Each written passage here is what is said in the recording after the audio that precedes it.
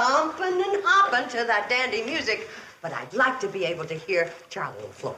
Sure, Mrs. Bradley, that's okay. Besides, it's the first chance I've had today to rest my frazzled nerves and shattered eardrums. Yeah, we're real sorry, Mrs. Bradley. Yeah, we're also darn anxious to do good in that Hooterville Hop Contest next month. We kind of get carried away.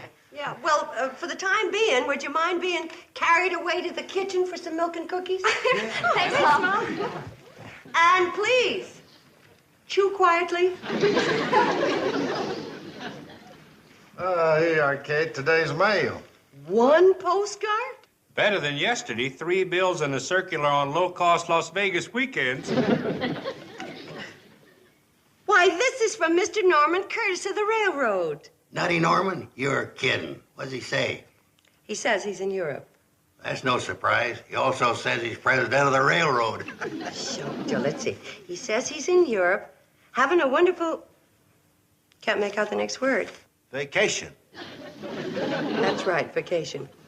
The people here are very... Friendly. Yeah. And the weather is... I couldn't make that out either. Delightful. Thank you, Charlie. I plan to be here 3 months. Regards to everyone. Sincerely, Norman Curtis. Since when did they start spelling sincerely L-O-V-E? Charlie.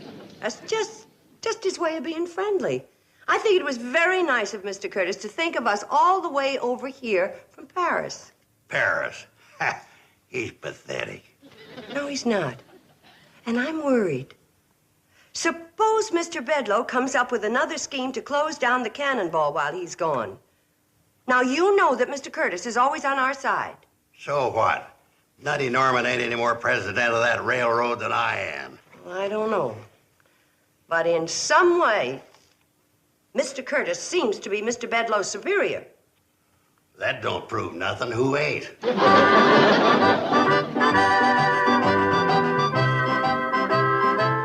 Bedloe, as your superior, I have a right to know why you're requesting a temporary transfer to Hooterville. Mr. Giddings, you know that miserable Hooterville Cannonball is the one rotten apple in the whole C&FW barrel. Close down that line while Curtis is in Europe, and you'll be able to walk into the next stockholders' meeting as the, well, shall we say, the C&FW Man of the Year.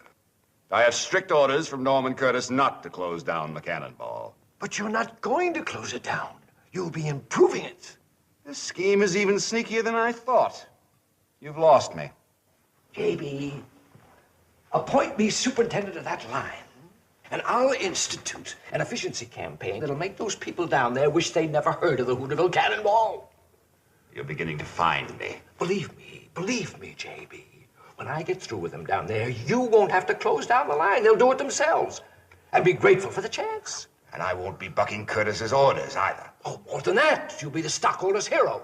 Remember, JB, this company's ready for new and dynamic leadership. Bedloe, I'm sending you to Hooterville as superintendent of that line. But there's less than a month until the stockholders' meeting. If you're going to get the job done in time, you'd better leave as soon as possible. Whatever you say, JB.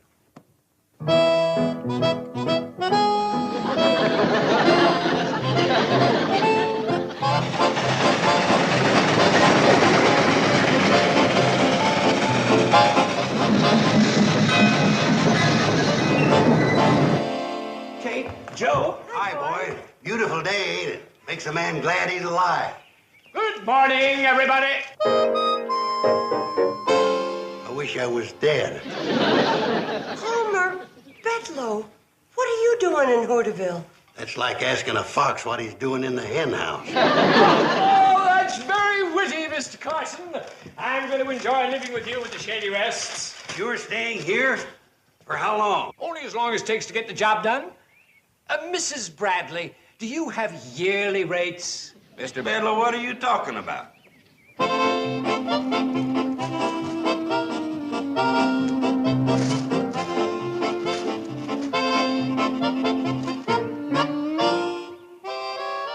Tell me, Charlie, any more foolish questions? But, Mr. Bedloe, I... No, stop mumbling, man, when you're talking to the new superintendent of the Hooterville Cannonball. Now, come along, let's get going. Get going where to? To work. We've got a schedule to keep. What schedule? This schedule. A schedule for the cannonball? The thought of that makes my heart jump up into my throat, Mr. Bedlow. Well, swallow it. Let's get going. We've got to be in Hooterville in 12 minutes. What for? Because it says so here. There ain't nothing happening in Hooterville this time of day. What do we do when we get there? Go back to Pixley. Why? Because it says so here. Mr. Bedlow, we can't follow a schedule like this. Why, it calls for 14 runs a day. 15. You're forgetting the 4 a.m. milk run. Who drinks milk at 4 a.m.? Now stop stalling and get on a train. Just a minute, the boys haven't eaten yet. And Charlie always gets dizzy spells when he doesn't get his proper nourishment. Yeah, he's been known to get dizzy 10 or 12 times a day. Mr. Bedlow, we're not leaving till we have our lunch. Just a minute.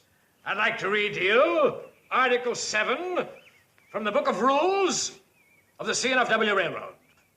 Insubordination. Any employee who disobeys an order from a superior is subject to immediate dismissal.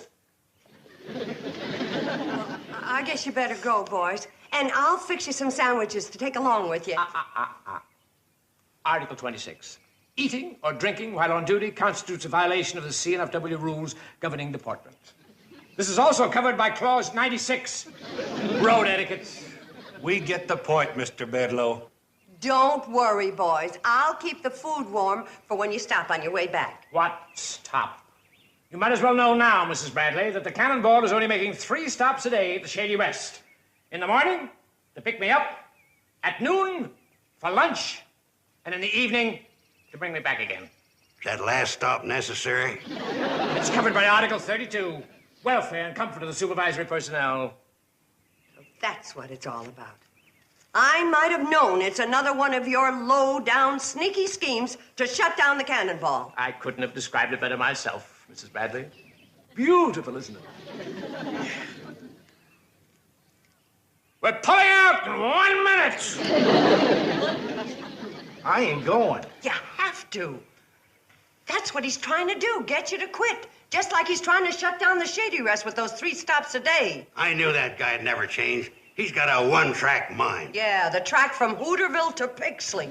He's aiming to make it so tough on us that we're going to shut down the Cannonball ourselves. Then we gotta get him out of the Shady Rest. Oh, no. It's better to have him where we can keep an eye on him and know what he's up to. Well, what are you aiming to do about him, Kate? We just got to outlast him. This is a war of nerves. Well, that's the only trouble. He's got more nerve than we got. True.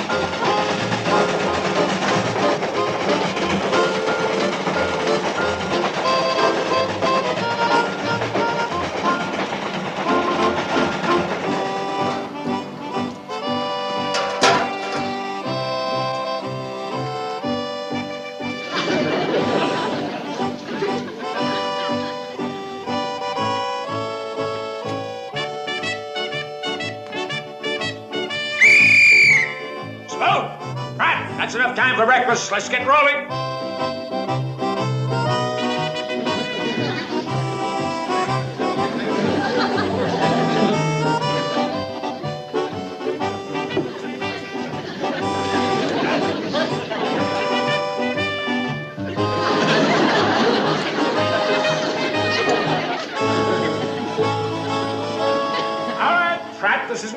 boys. Let's look alive.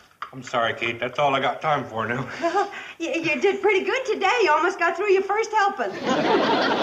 Well, Mrs. Bradley is still hanging on, are you? We got lots of patience, Mr. Bedlow. Yes, but no guests. Not since I put in that new schedule. I don't know why Pratt and Smoot haven't thrown in the towel. Unless it's because they wanted for one good cry. You never managed to beat us before. Don't you think you're a mite overconfident? Nonsense. I could finish you all off in one day. My only reason for stretching it out is my analyst told me I don't get enough pleasure out of life.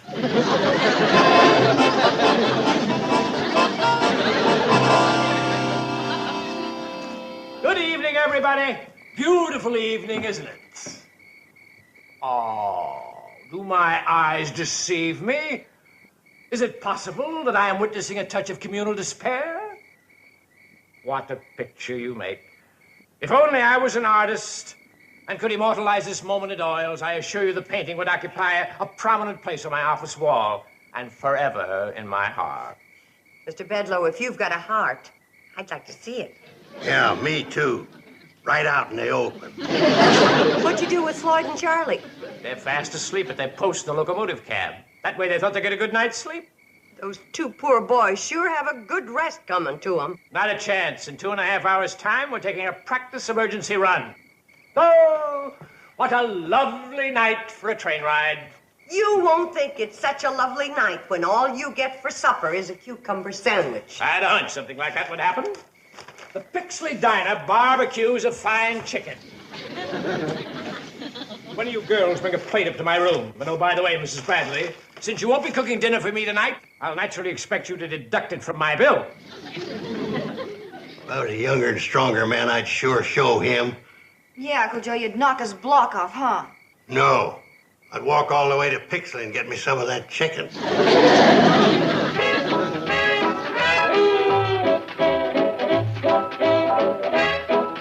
Will you stop that racket?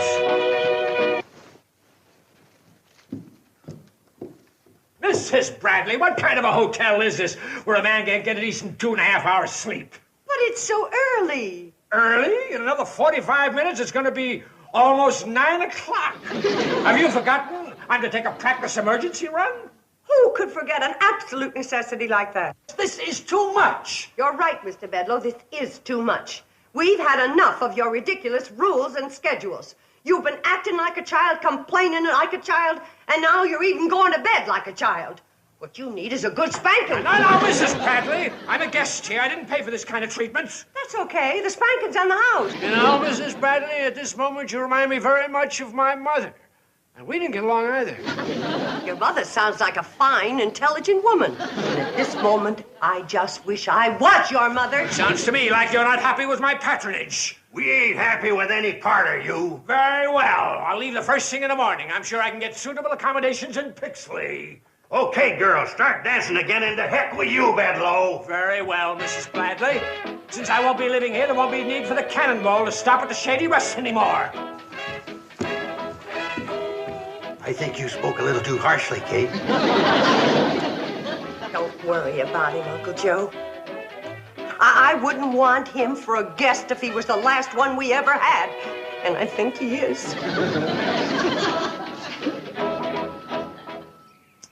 We might as well face up to it. This time Bedlow's got us licked. The Shady Rest ain't gonna have no more guests and Floyd and me's through. Charlie's right, Kate. Me and him's tired than two hounds chasing a fast rabbit. I'll tell you what Floyd and me done. We told him in so many words that if the cannonball ain't stopping at the Shady Rest no more, we're through running it.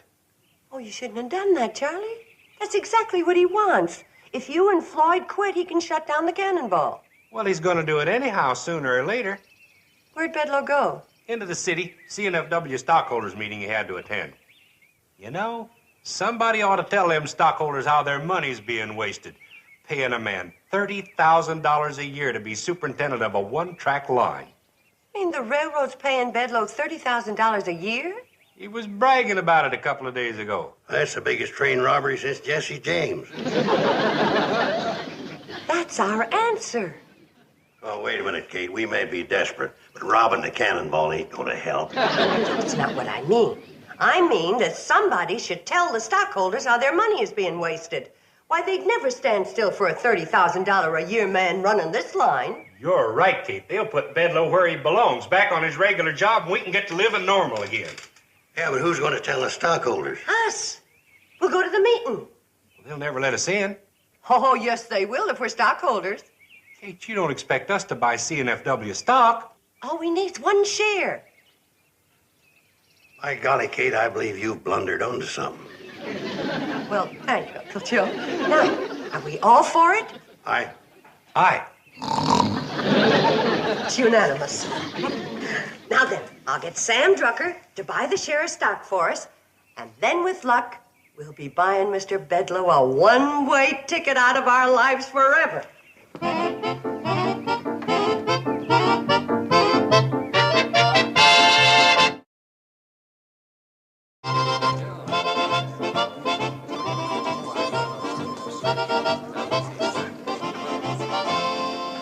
JB, when those two imitation railroadmen told me they were quitting, I knew that my mission was accomplished. You did it, huh? Yes, sir, JB. We've seen the last of that disgraceful traveling eyesore. Good. Then I can announce that the Cannonball is out of business. It's going to be scrapped. Right. That's one headache that's gone forever. Oh, looks like we're getting some visitors. Oh. Excuse me a minute, JB. Just a minute. You can't come in here. Why, hello, Mr. Bedloe. Well, this meeting is for the stockholders of the CNFW. That's us. Here's our share of stock. Hooterville Investment Fund? And we're the Homer Bedloe Fan Club. Oh, that's very flattering. It's gratifying to know that my modest efforts in your community haven't gone unnoticed. Bedloe must go. Yeah, there was two more words telling where, but we ran out of girls. But a few people have come here to save the Cannonball. I'm afraid you're a little late. What do you mean? Well, if you'll just sit down and make yourself comfortable, the service is about to begin.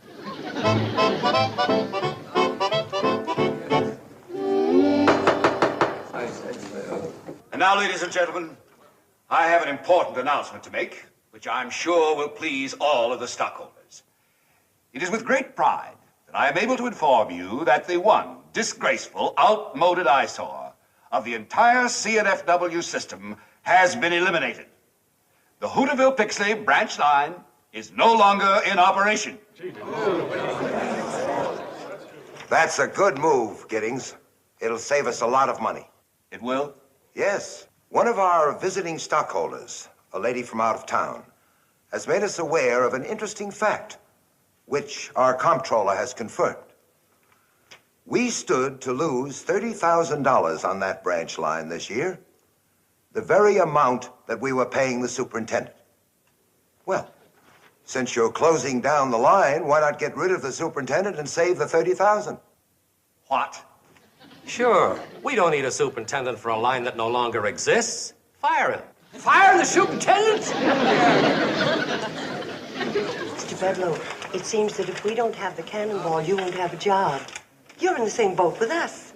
And this time the rat's going down with the ship.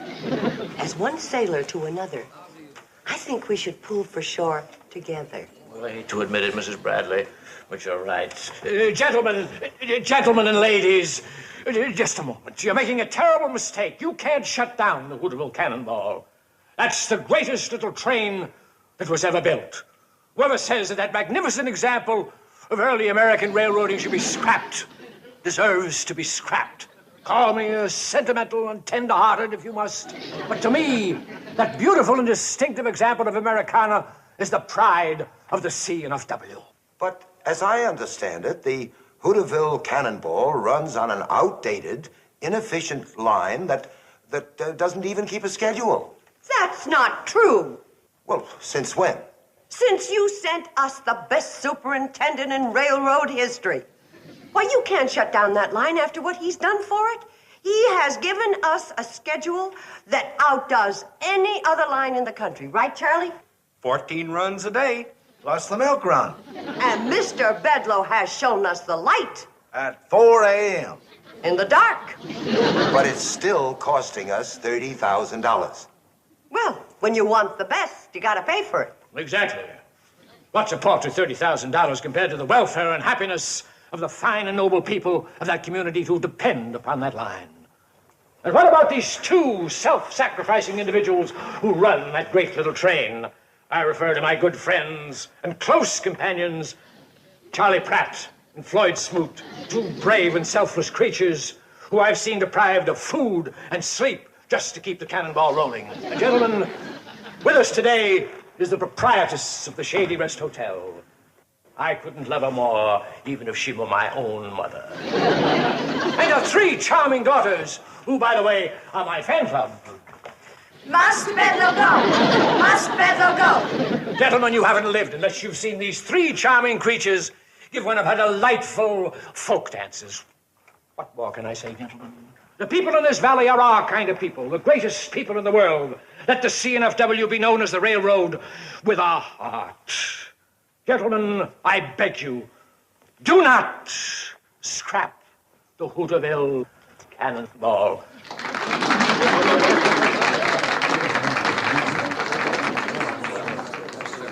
I suggest that the CNFW be known as the railroad with a heart. And that we reopen the Hooterville-Pixley line and keep on the superintendent. Of course. Gentlemen, we don't want to keep our wonderful superintendent on the Hooterville Cannonball. Well, why not? You were just telling us how much you wanted him. Well, I may be a woman, but underneath it all, I'm a stockholder. It'd be very selfish of us to want to keep Mr. Bedloe in Hooterville. He should be sent to other troubled spots. Yeah. Trouble's his middle name. Did you hear that, Giddings? I certainly did. And I know just the place where Mr. Bedloe should be sent. To our newly acquired railroad line in Kodiak, Alaska.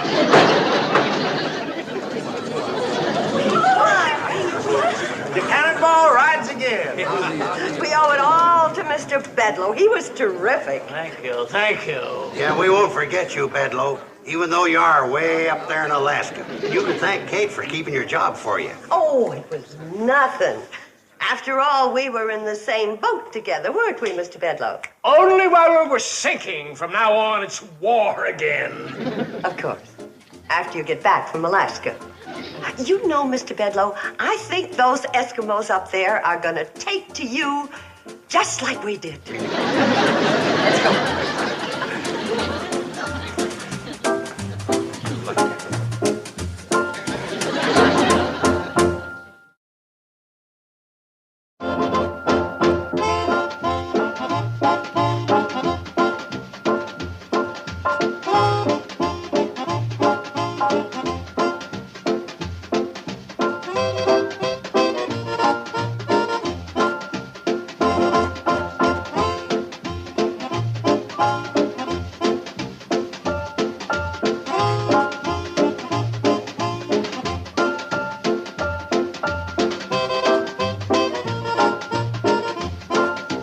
Petticoat, Junction. This has been a Filmways presentation.